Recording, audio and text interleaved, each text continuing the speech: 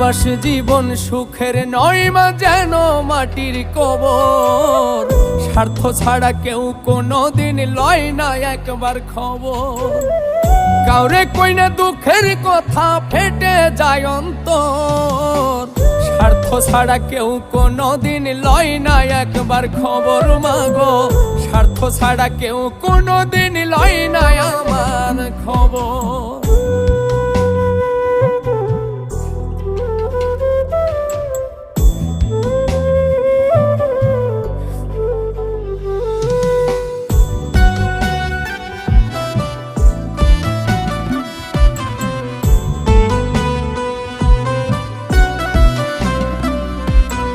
ইটের ভাটায় কয়লা দিয়া যেমনে পুড়াই ইট, রোদের তাপে তেমনি মাগো পড়ে